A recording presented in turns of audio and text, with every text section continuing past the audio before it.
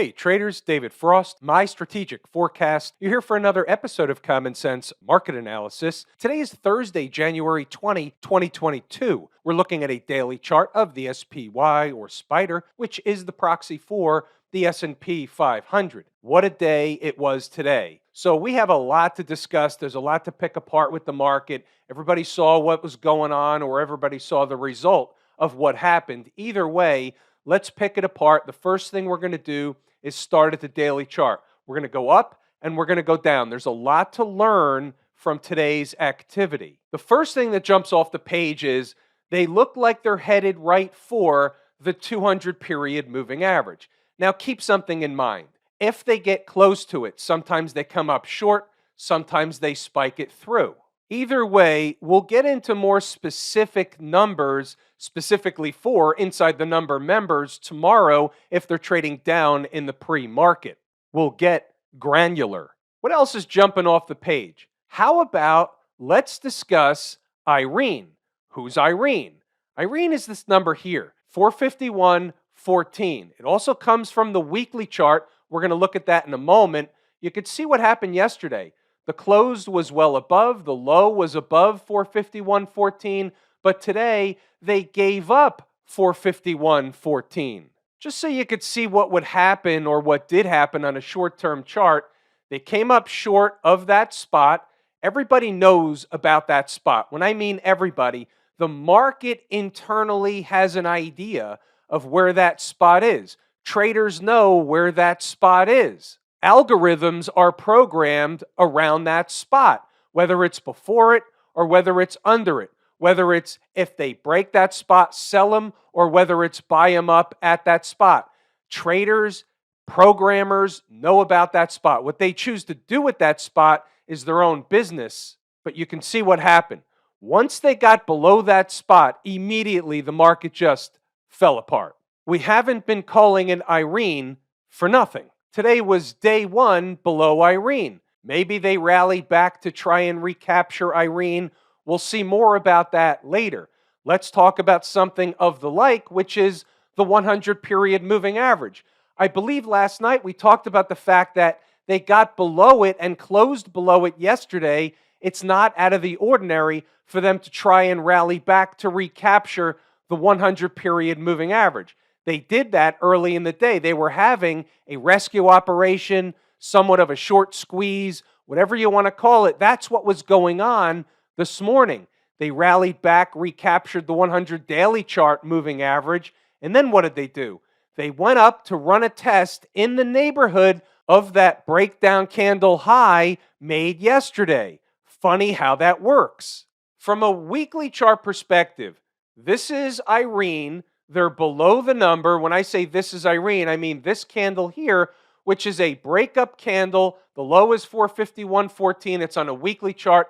It's an important spot along with that 20 period moving average. So if they're giving them both up, then the door technically opens for the 50 period moving average, not necessarily the next day or the next week, but the door is open.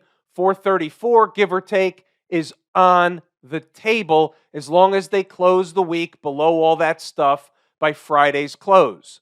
Now there's another number on the board. We're going to talk for a second if they're continuing down, whether it's tomorrow, whether it's into next week. Where are some areas, some numbers where they might find support before they get to that 50 period moving average? While there may be beforehand, 438 is on my radar screen. It's likely a spike of 438. But that's really spot number one. Spot number two is 435.18. I flipped over to the daily chart. It's a gap right here. Whether they get there anytime soon or not remains a little bit of a mystery. There's a 200 period moving average on the daily chart above that. If they spike it through, that's a likely candidate if they were going to stop before that 50 period moving average on the weekly chart. What if they were going to spike through the 50-week moving average? On a spike through, what would be the number underneath from a bigger picture perspective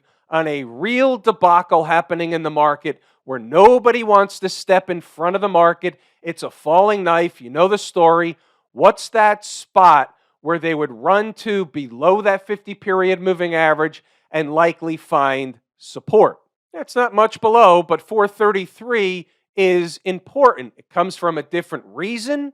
I'm just giving you numbers you can put on a sticky note. If they're killing the tape, you know what to look for. What about the flip side? Let's say we wake up to a gap higher opening. They've solved whatever the issues were today, and the market is trying to stage a rally once again. What do they have to recapture to get anything going on the upside?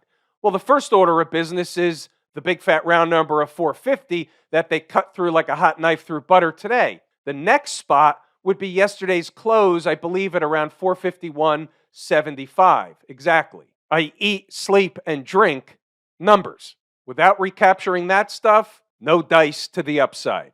The monthly chart is putting in a reversal candle. The month's not over yet, so it's not complete. I'm watching it, we keep our eye on it, and we take a look at the end of the month to see what happened. Remember, these things take a long time to unfold and develop. Let's take a look inside the numbers. We had a tale of two tapes today, one in the morning and one in the afternoon. So I want you to see how the day unfolded from an inside the numbers perspective. Where the important numbers were, whether they were meaningful or not, I urge you to double check the work back on the charts. Happy Thursday. They're trying the wounded cat bounce deal again. Yesterday it didn't stick. One of those times it will morph into a rip your face off rally. That's an awareness.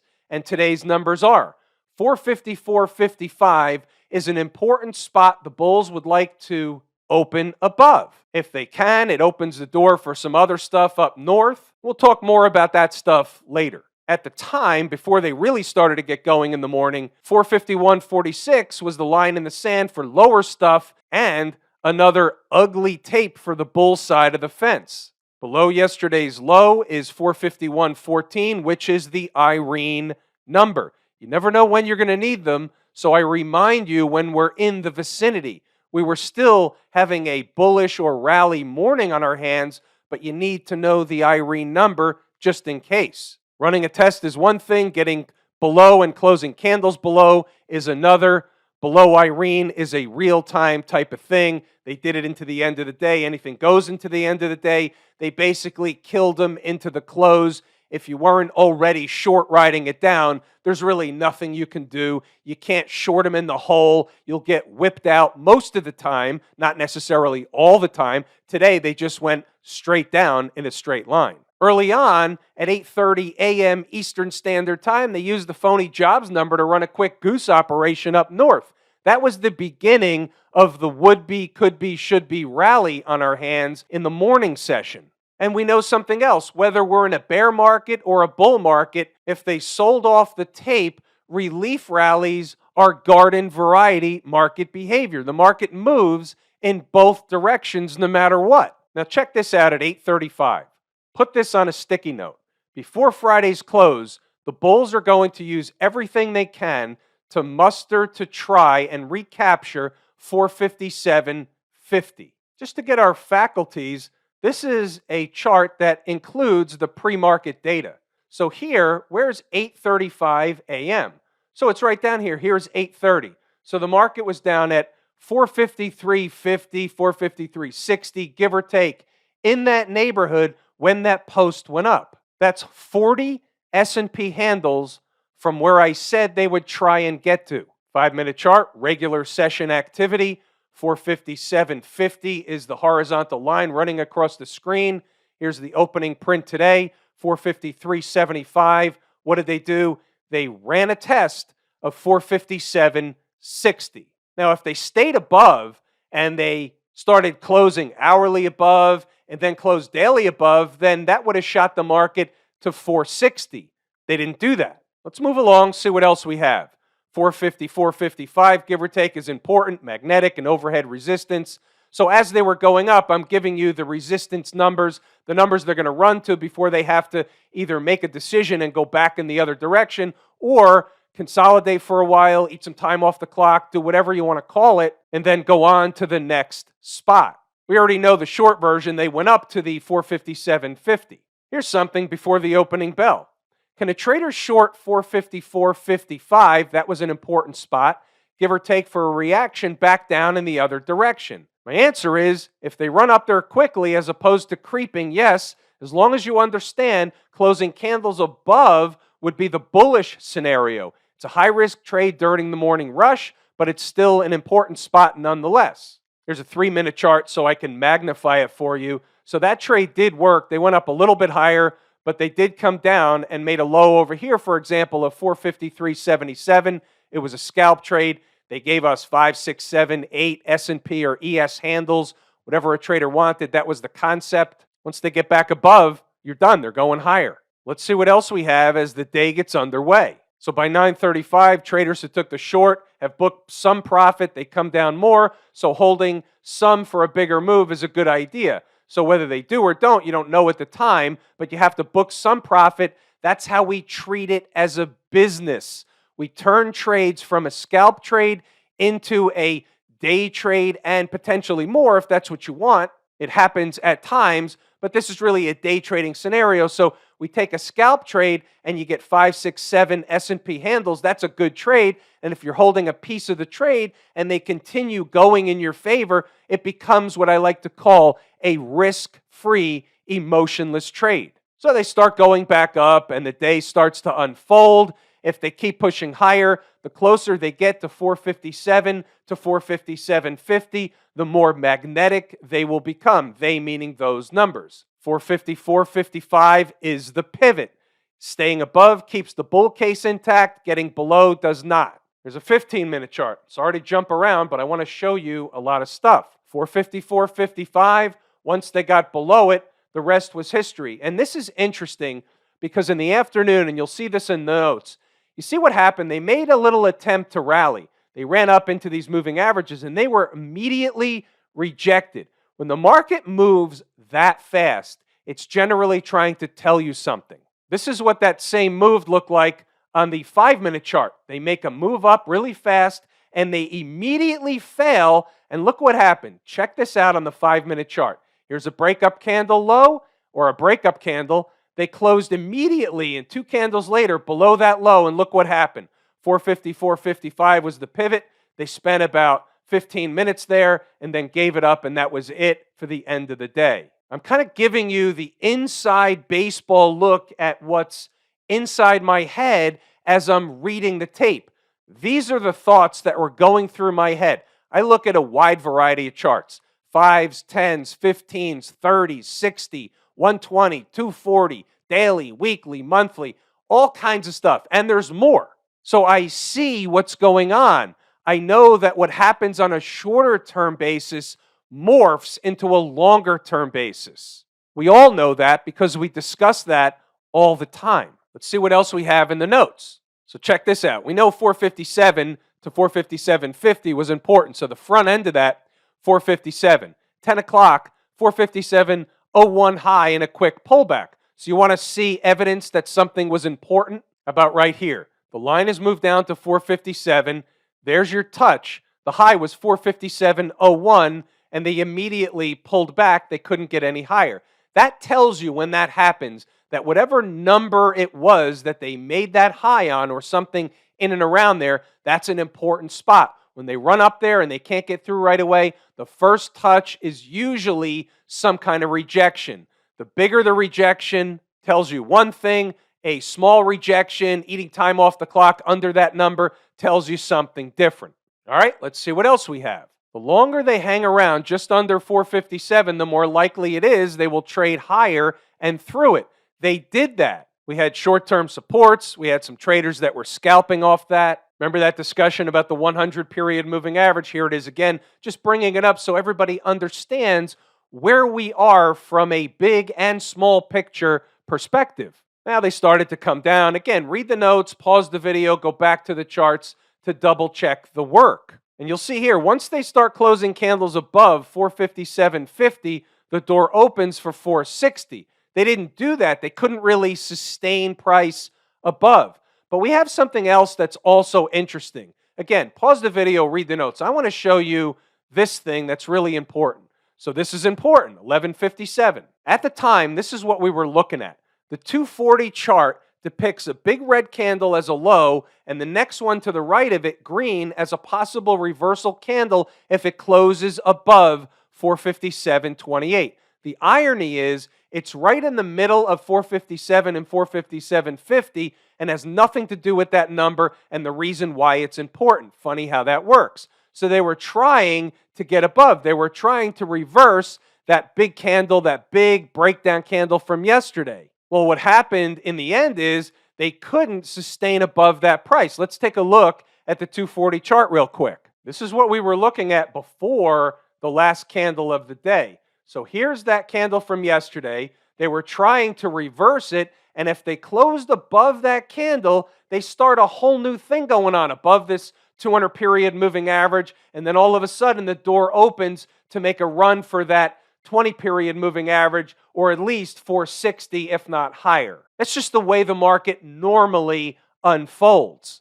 The pressure is to the south side. This might sound familiar. We're going from a buy the dip market to a sell the rip market. Let's see what else we have. At the time, around midday, they were just going in a chop shop formation, eating time off the clock. And here's the thing. Pay attention to this one. Remember, this is a really important zone, which means it's a magnetic. It's overhead resistance. It's support if they're above. It's really important one way or the other. So on a really important zone, a really important number, you know, or at least I think, that Trick & Company makes an appearance the majority of the time. So here's what I said. This is a really important zone, and Trick & Company can always make an appearance to make it look like they're trading away, back down, only to come back later. Well, they did the whole thing except to come back later.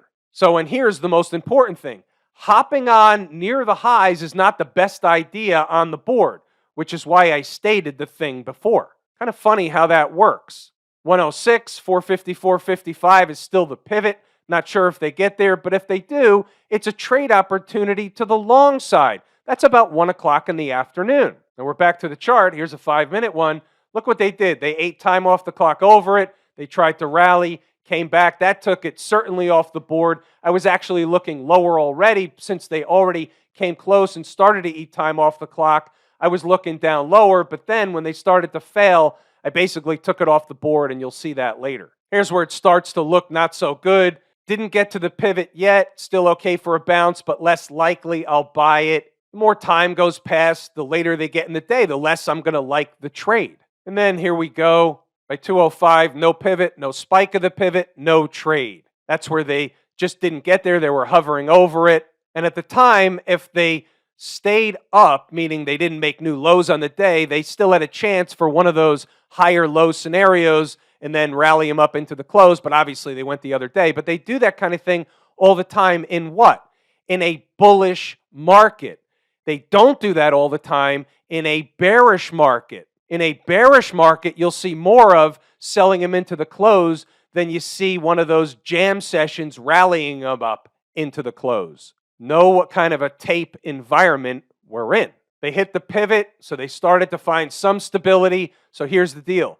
Either that's a higher low for the day or they fail. It's the pivot. Below the pivot, no good. And for the record, it was the manner in which they did it and the lateness in the day that prevented me from the trade. So some traders did get a scalp trade out of it. I just took a pass. And then you know what happened. Read the notes into the end of the day and go back and double check the work on the chart. 317. Remember, 451.14, that's Irene. We had a list of stocks on the move, but the early rally that the market had prevented all of them from getting to their numbers. One came close, that was WRK early in the morning, few pennies away, and then they rallied it.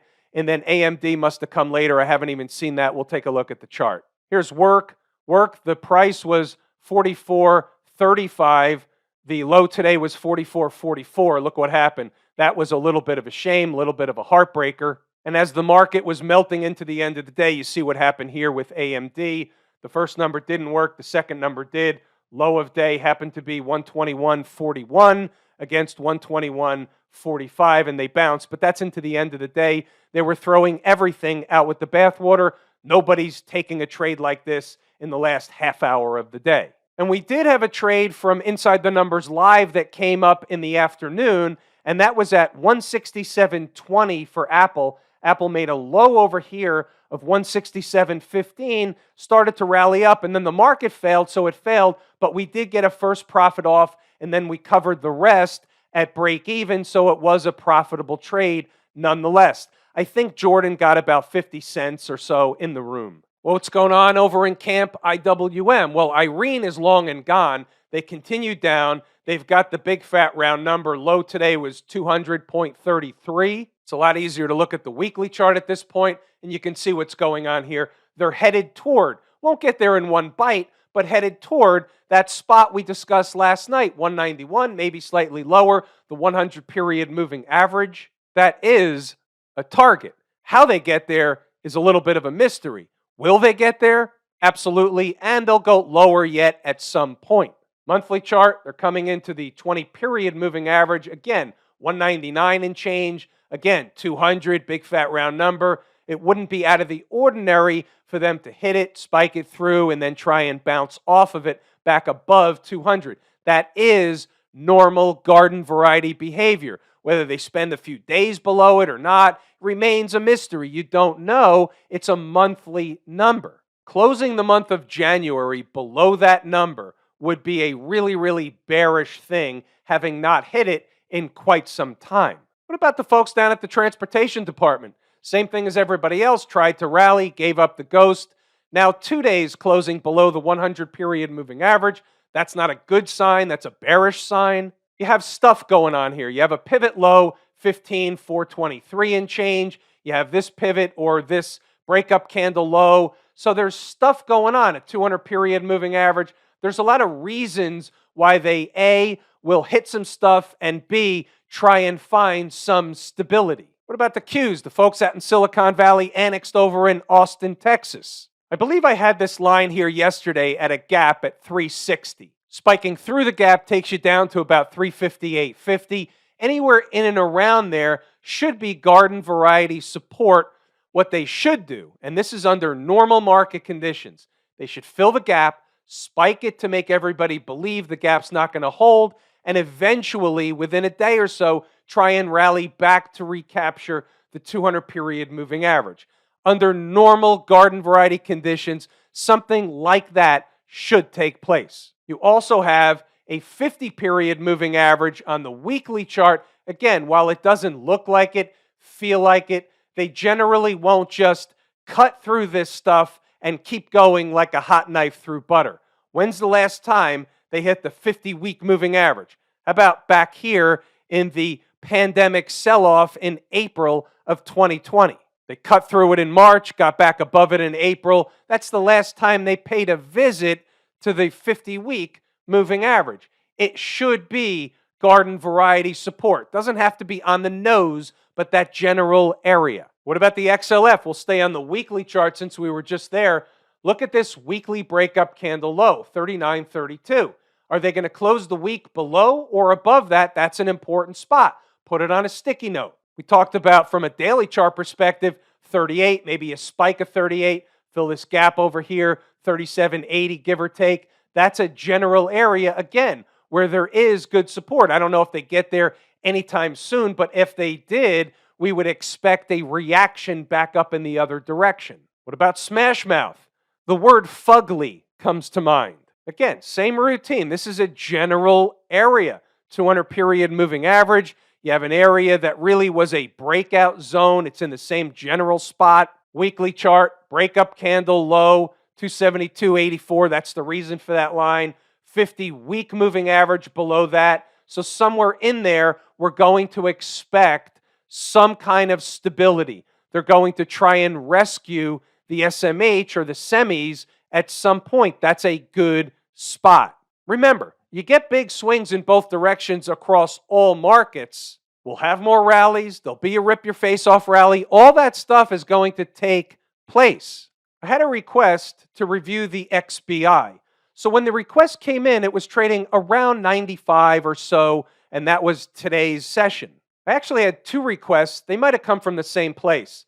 In the room, Jordan asked me about XBI. And then another member asked me later in the day through email, and I gave Jordan the answer. I'm going to give everybody the answer now. What I told Jordan in the room was $90 is my support number. I didn't think they would get there today. They didn't get there today almost. And if they traded right through 90, if the whole market was throwing everything out with the bathwater, where would they go? The next spot down, and that line represented is 83.50. Much below that, I got to go back to the drawing board, but they should find support in that zone. Here's the monthly chart, and you'll notice the monthly 100 period moving average is just below 83.50. Now, when I calculate my numbers, it has nothing to do with where a moving average is or isn't. I just like to double check after the fact, and if one is close by, it kind of holds a little bit more importance. It says, hey, if that thing's going to be magnetic and my number is 83.50, then it would make sense on a spike through. Where would they go? They would go to run a test of the 100 period monthly chart moving average. So that's my story on the XBI. Have I told you how much I appreciate each and every one of you? Without you, these videos are not possible. That is true and accurate information. We're pulling the ripcord here today. I'm David Frost, my strategic forecast. Thanks again for tuning in to another episode of Common Sense Market Analysis.